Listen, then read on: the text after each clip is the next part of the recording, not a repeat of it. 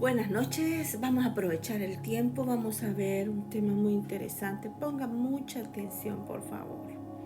La confesión cósmica. Me estaba preguntando algo, dije yo.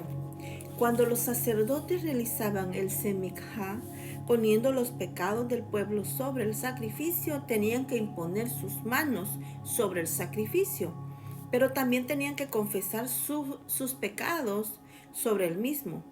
Tenían que hacer ambas cosas, o de lo contrario, el sacrificio no podía morir por esos pecados.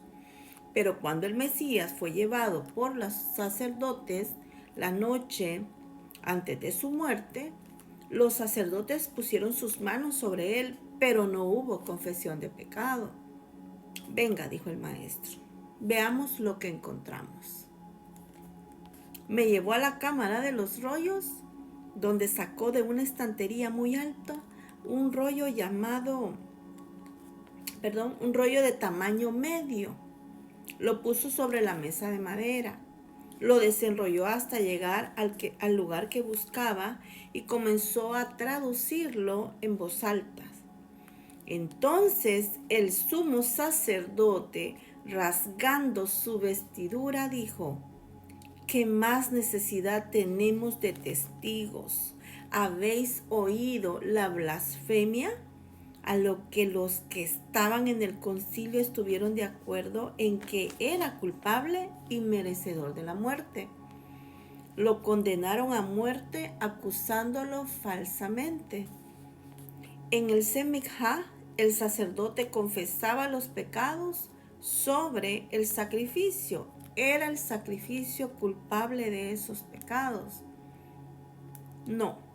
El sacrificio solo podía morir por esos pecados si no era culpable de ellos. Correcto. Por lo tanto, para poder realizar el Semikha, el Shemikha sobre el sacrificio, sobre el Mesías, el sumo sacerdote tenía que pronunciar sobre él pecados de los que no fuera culpable. Entonces, ¿cuál fue el pecado que pronunciaron sobre él? El pecado de blasfemia. Pero el pecado que se pronuncia sobre el sacrificio no es el pecado del sacrificio, sino el pecado de aquellos que lo pronuncian. Así que la blasfemia no fue el pecado del Mesías, sino el pecado del sumo sacerdote y del sacerdocio. Juzgaron a Dios por blasfemar contra Dios. Y juzgar a Dios por blasfemia es en sí una blasfemia. Los sacerdotes estaban confesando su propio pecado, pero no era solo su pecado. Los sacerdotes representaban a Israel. A Israel representaba al mundo. Así que los sacerdotes estaban confesando el pecado del hombre, el pecado del mundo, en el Semikha del sacrificio por el hombre. El primer pecado y el comienzo de todos los pecados serán como Dios, blasfemia. Entonces el sumo sacerdote confesó el pecado sobre el sacrificio y los sacerdotes tocaron su cabeza con las manos. Ellos realizaron el Semikha por los pecados del hombre y no fueron los sacerdotes, dijo el maestro.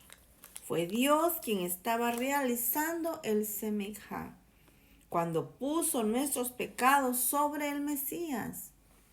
Como está escrito, al que no conoció pecado, por nosotros lo hizo pecado, para que nosotros, para que usted, fuésemos hechos justicia de Dios en él. La misión de este día. Él se hizo pecado, su pecado, para que usted pudiera convertirse en justicia, la justicia de Dios. Viva hoy como la justicia de Dios. Tremendo, ¿verdad?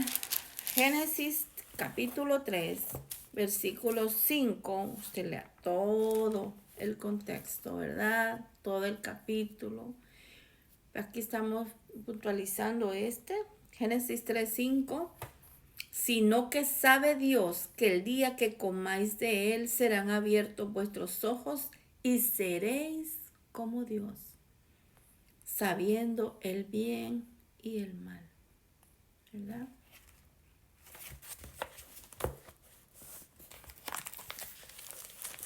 Me quedo. Mediten en su corazón por la desobediencia, ¿verdad? Levítico 16, 21 dice: y pondrá a Aarón sus 2 manos sobre la cabeza del macho cabrío vivo y confesará sobre él todas las iniquidades de los hijos de Israel, todas sus rebeliones y todos sus pecados, poniéndolos así sobre la cabeza del macho cabrío, y lo enviará al desierto por mano de un hombre destinado para esto. Así eran los sacrificios, ¿verdad? En el Antiguo Testamento, en el altar de bronce, donde se derramaba esa sangre. Marcos 14, 63, 64. Aquí está hablando la escritura, Jesús ante el concilio. Léalo todo en su casa, por favor.